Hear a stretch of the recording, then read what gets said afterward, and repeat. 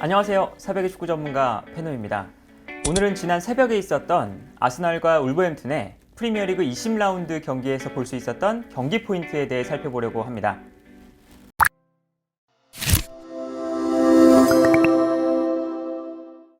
이 두 경기는 사실 챔피언스리그 진출권 경쟁에 있어서 굉장히 중요했던 경기였죠. 울버햄튼과 아스날 이 두 팀의 승점 차이가 이 경기를 하기 전에 2점밖에 나지 않았거든요. 그래서 이 경기가 이 챔피언스리그 진출 경쟁에 울버햄튼과 아스날에게 굉장히 중요했던 경기였는데, 사실 이 두 팀이 약 2주 전에 한번 맞붙었던 적이 있었죠. 그러다 보니까 이 아르테타 감독과 라즈 감독이 이 두 팀을 서로에 대해서 좀 잘 분석을 해온 상태고, 그러다 보니까 오늘 이 두 팀의 경기가 굉장히 전술적으로 좀 재미있는 포인트가 많았던 경기가 됐었습니다. 먼저 선발 라인업을 좀 살펴보면 아스날은 이 토미야스가 부상으로 경기에 나올 수 없는 상태였기 때문에 오른쪽 풀백에 수아레스가 선발로 출전했고요. 그리고 이제 아스날은 4-2-3-1 전형으로 기본적으로 나오는데, 이때 최근에 볼 수 있는 전형이 이 토마스 파티가 중앙에 머무르고, 그리고 자카가 좀 더 올라가면서 이 공격 상황에서는 4-3-3 전형으로 변화를 한다라는 것이 이 아스날의 특징이었습니다. 그리고 울버햄튼 같은 경우는 최근에 이 라즈 감독이 상대에 따라서 3-4-3 혹은 3-5-2 전형을 번갈아 가면서 쓰고 있는데, 오늘 경기는 이 황희찬 선수가 부상에서 복귀한 이후에 첫 선발 명단에 포함되면서 3-4-3 전형을 울버햄튼이 들고 나온 경기였습니다. 그런데 황희찬 선수를 오늘 선발로 기용한 것이 오늘 울버햄튼의 전략에 있어서 굉장히 중요한 포인트 중 하나가 되었었는데, 사실 최근에 울버햄튼이 3-5-2 전형을 사용했을 때 좌우 측면에 공간이 발생할 수밖에 없다는 좀 약간의 문제점이 있었습니다. 그러다 보니까 좀 수비적으로 이 울버햄튼을 상대하는 팀들이 측면에서 좀 공간을 찾아가는 이러한 모습들이 많았었는데, 오늘 같은 경우는 이 아스날이 왼쪽 측면에는 티어니, 그리고 오른쪽 측면에는 수아레스가 좀 공격적으로 올라올 수 있는 상태였기 때문에 자칫하면 울버햄튼이 좌우 윙백을 한 명씩 기용하는 상황에서 이 왼쪽에는 아스날의 마르티넬리, 그리고 티어니, 그리고 오른쪽에서는 수아레스와 사카가 이렇게 두 명씩 배치되기 때문에 순간적으로 측면에서 수적으로 불리해질 수가 있었거든요. 그렇기 때문에 오늘 황희찬 선수를 투입하면서 울버햄튼이 3-4-3 전형을 만들어 왔고, 그리고 황희찬 선수와 이 오른쪽에 있는 포덴세가 수비할 때는 좌우 측면으로 쭉 내려가면서 5-4-1의 형태로 플레이를 하는 모습을 볼 수가 있었습니다. 따라서 경기 장면을 보면 울버햄튼이 수비를 할 때 좌우 측면에 있는 황희찬과 포덴세가 측면 수비를 위해서 깊숙하게 내려가는 모습들을 볼 수가 있었는데요. 여기에 더해서 황희찬 선수의 기용은 공격적으로도 좀 큰 도움이 되었었는데, 이 황희찬 선수와 이 포덴세, 좌우 측면에 있는 선수들이 공격할 때는 순간적으로 올라오면서 아스날의 포백을 강하게 압박하는 모습을 보여줬습니다. 그리고 여기에 더해서 좌우 윙백까지 순간적으로 올라와 주면서 아스날의 포백을 이 울버햄튼의 5명의 선수가 순간적으로 강하게 압박하면서 공격을 좀 이끌어가는 이러한 형태를 만들었었는데요.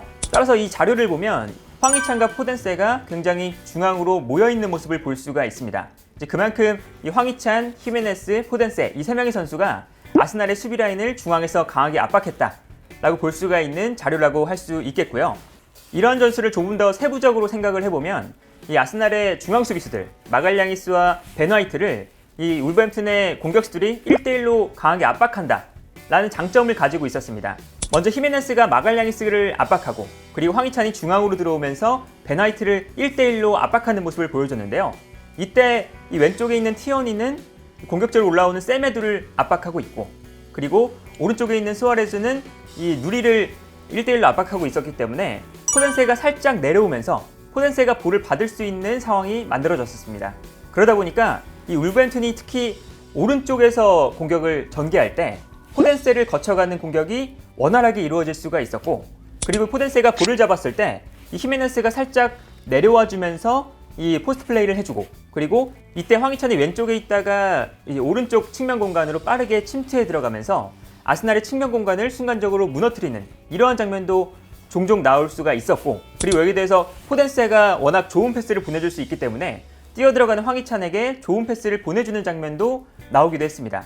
그리고 반대로 왼쪽 측면에서의 공격 작업을 살펴보면 왼쪽 측면에서는 마찬가지로 황희찬이 벤 화이트, 그리고 히메네스가 이 마갈량이스를 1대1로 압박하고 있는 상황인데, 여기서는 이 히메네스가 살짝 내려오면서 포스트 플레이를 먼저 해주고, 그러면서 이 황희찬이 뛰어나가는 공간을 향해서 볼을 떨어뜨려주는 이러한 플레이들이 계속해서 나왔고, 그리고 볼을 떨어뜨려줬을 때 황희찬이 볼을 잡지 못하더라도 황희찬과 베나이트의 1대1 경합 상황을 만들어주면서 황희찬이 이 베나이트를 저돌적으로 압박해내면서 아스날의 볼을 다시 빼앗아오는 이러한 장면들을 계속해서 만들어내기 위해 노력을 했습니다. 그래서 경기 장면을 보면 히메네스가 내려와서 볼을 받아둘 때 순간적으로 황희찬 선수가 전방으로 빠르게 튀어나가면서 히메네스가 볼을 떨어뜨려주고 황희찬이 세컨드 볼을 찾아 뛰어들어가는 이러한 플레이들이 자주 나왔었고, 사실 황희찬 선수의 득점 장면을 봐도 울버햄튼이 볼을 전개할 때 순간적으로 히메네스가 측면으로 빠르게 움직여주면서 마갈량이스를 끌고 측면으로 움직여줬습니다. 그리고 이때 황희찬과 화이트가 중앙에 머무르고 있었는데, 이때 마갈량이스가 램스데일에게 좀 패스가 애매하게 나가기도 했지만, 이때 황희찬 선수가 저돌적으로 이 볼을 향해서 달려들면서 화이트보다 먼저 볼을 차단해냈고, 그러면서 램스데일까지 제쳐낸 다음에 득점을 할 수 있는 모습을 볼 수가 있었는데요. 이렇게 왼쪽에서는 황희찬 선수의 저돌적인 그런 압박, 그리고 저돌적인 침투 플레이를 활용한 공격이 울버햄튼의 주된 공격 패턴이라고 할 수가 있었습니다. 반면에 아스날의 전술을 살펴보면, 아스날은 울버햄튼의 3-4-3 전형을 상대할 때 이 자카의 전진 배치가 조금 효과적이지 않았다라는 것이 가장 큰 문제였는데, 그리고 오늘 경기도 마찬가지였는데, 오늘 경기 장면을 보면 자카가 살짝 올라가주면서 자카와 웨데구르가 좀 더 높은 위치에 머무르고 있고, 그리고 파티가 내려오면서 아스날은 중원에서 역삼각형의 미드필더 전형을 만드는 것을 볼 수가 있었습니다. 그러나 오늘 경기에서 울버햄튼은 라즈 감독이 바로 이러한 점을 좀 간파하고 오늘 히메네스에게 파티를 1대1로 압박하는 역할을 맡겼습니다. 그러다 보니까 여기서 발생하는 아스날의 문제는, 자카가 내려와서 볼을 받게 되면 이 히메네스의 압박을 좀 편안하게 풀러낼 수가 있었는데, 자카가 높게 올라가서 플레이를 하다 보니까 이 파티가 히메네스에게 묶여 있으면서 아스날이 볼을 전개할 때 중원을 거쳐가지 못하는 모습을 볼 수가 있었는데요. 그러다 보니까 이 아스날 같은 경우에는 자카가 높게 올라가 있기 때문에 파티를 도와주지 못하고, 결국에는 중원에 있는 파티를 거쳐나가지 못하면서 좀 빌드업에 문제가 발생을 했는데요. 또한 여기에 더해서 자카가 올라가서 플레이한다는 것은 티어니를 공격적으로 활용하는 데에도 다소 문제가 있었습니다. 자카가 공격적으로 올라가 있다 보니까, 이 자카가 공격적으로 올라가 있으면 티어니가 올라갔을 때 이 후방을 메워줄 선수가 부족한 상황이었습니다. 더군다나 이 오른쪽에는 토미야스도 없기 때문에 이 티어니가 아예 수비 부담을 덜고 공격적으로 올라갈 수 없는 상황이 만들어졌죠. 그러다 보니까 이 티어니가 편안하게 공격적으로 올라가지 못하고 빌드업을 할 때 올라가지 않고 후방에 위치할 때가 많았는데요. 따라서 경기 장면을 봐도 아스날이 빌드업을 시작할 때 자카가 높은 지역으로 올라가 있기 때문에 티어니가 공격적으로 올라가지 못하고 후방에서 빌드업에 참여하고 있는 것을 볼 수가 있습니다. 더군다나 오늘 경기에서는 라카제트가 내려와서 볼을 받을 때 마르티넬리가 중앙으로 들어오면서 최전방 공격수의 역할을 해주는데, 이때 티어니가 공격적으로 올라가지 못하기 때문에 이 아스날의 왼쪽 측면에서 좀 공격이 제대로 이루어지지 못하는 이러한 장면들이 자주 발생을 했습니다. 그러다 보니까 오늘 경기 장면을 보면 이 장면처럼 이 마르티넬리가 중앙으로 들어와 있는 모습을 볼 수가 있는데, 이때 티어니가 후방에 있기 때문에 아스날의 이 왼쪽 측면으로 올라가 줄 수 있는 선수가 없다는 것을 확인할 수가 있는데요. 그리고 티어니가 공격적으로 올라오지 못하니까 마르티넬리가 자연스럽게 왼쪽으로 좀 많이 치우쳐서 플레이하는 경우가 많았는데, 이때 마르티넬리가 측면으로 좀 치우치게 되면 이때는 이제 라카제트가 다시 올라오게 되니까 라카제트가 이 울버햄튼의 3백과 또 싸우게 되는 이러한 장면들이 나타났습니다. 그리고 이 라카제트가 이 울버햄튼의 3백과 맞붙기 때문에 라카제트 또한 이 울버햄튼의 수비 사이에서 볼을 터치하기가 굉장히 어려운 상황이었는데요.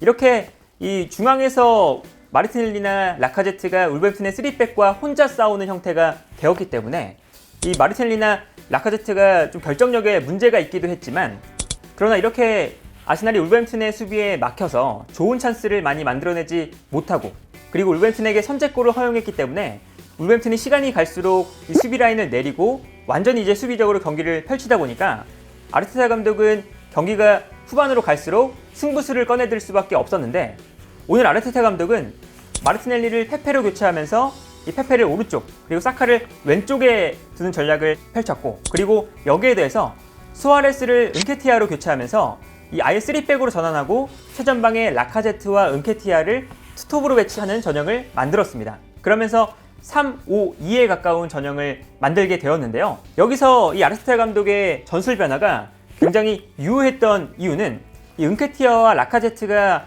최전방 투톱으로 배치되다 보니까 이 울버햄튼의 3톱과 숫자 싸움이 되기 시작했다는 것입니다.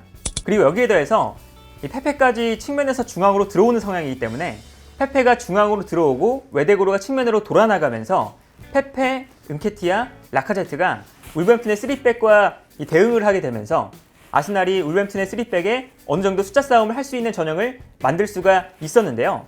따라서 경기 장면을 비교해보면 은케티아가 들어오기 전에는 라카제트가 울버햄튼의 3백 사이에서 굉장히 둘러싸여 있는 모습을 볼 수가 있었는데 은케티아가 들어온 이후에는 라카제트와 은케티아가 울버햄튼의 3백과 대응하고 있는 모습을 볼 수가 있었습니다. 그리고 이렇게 되다 보니까 라카제트에게도 좀 볼을 터치할 수 있는 공간이 좀 더 여유롭게 발생할 수 있었는데요. 아스날의 득점 장면을 봐도 이러한 특징을 확인할 수가 있었습니다. 이 첫 번째 득점 장면을 보면 은케티아가 이 울버햄튼의 수비를 끌고 측면으로 빠르게 달려나가면서 먼저 울버햄튼의 수비를 무너뜨려 놨고 이때 이 페페가 중앙으로 침투해 들어오면서 이 페페가 득점을 기록할 수 있는 상황이 만들어졌었는데 이것 또한 이 라카제트와 페페 그리고 은케티아가 중앙에서 플레이하기 때문에 울버햄튼의 그 단단하고 밀집되어 있는 3백을 분산시킬 수가 있었고 여기서 이제 공간이 발생하면서 득점이 나왔던 장면이었습니다. 그리고 두 번째 득점 장면에서도 이러한 특징을 확인할 수가 있었는데요. 먼저 은케티아가 페널티 에어리어 안에 있기 때문에 은케티아를 울버햄튼의 수비수 2명이 마크하면서 라카제트에게는 1명의 수비수가 붙어있는 상황이었습니다. 그리고 이때 페페가 중앙으로 들어와 있는 상황인데 이때 페페와 라카제트가 패스를 주고받으면서 라카제트에게 붙어있는 수비수를 따돌리고 라카제트가 수비 뒷공간으로 침투해 들어갈 수가 있었습니다. 그리고 여기서 라카제트가 크로스를 올렸을 때 주데사의 팔을 맞고 골대로 들어가면서 이 라카제트가 극적인 역전골을 만들어냈는데요. 이렇게 오늘 아스날의 득점 장면들을 보면 오늘 아르테타 감독이 은케티아와 라카제트를 투톱으로 배치했던 것이 오늘 경기에서 아스날이 극적인 승리를 가져갈 수 있었던 가장 중요한 포인트가 아니었나 합니다. 그리고 이렇게 아스날이 극적으로 오늘 승점을 3점 가져가면서 오늘 챔피언스리그 경쟁에서 굉장히 유리한 위치를 선점하게 되었는데요.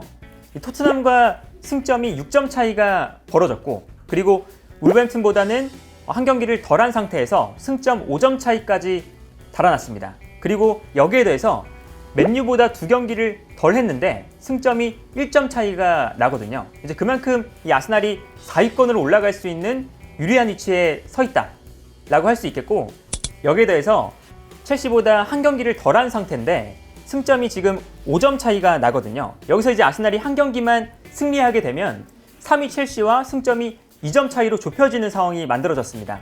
이제 그만큼 최근 아스날이 좋은 흐름을 가져가게 되면서 어느새 최하위였던 아스날이 4위 혹은 3위까지도 노릴 수 있는 순위가 되었다. 이렇게 볼 수가 있겠고요.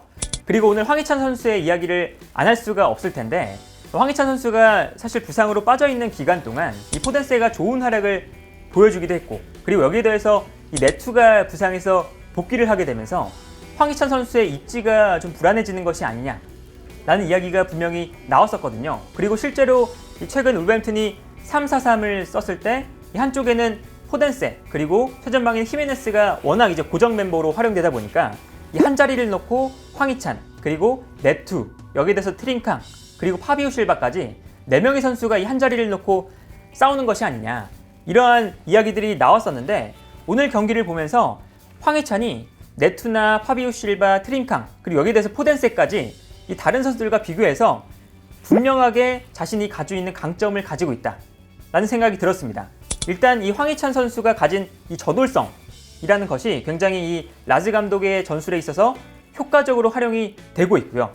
그렇기 때문에 분명히 저돌적인 플레이가 필요한 상황에서는 황희찬 선수가 가장 먼저 기용될 수 있는 최고의 공격 옵션이다 라고 할 수 있겠고 이 울버햄튼도 오늘 경기를 패배하긴 했지만 굉장히 좋은 성적을 계속 쌓아나가고 있기 때문에 울버햄튼 또한 이번 프리미어리그 내에서 이번 시즌이 끝날 때까지 챔피언스리그 경쟁을 하지 않을까 하네요.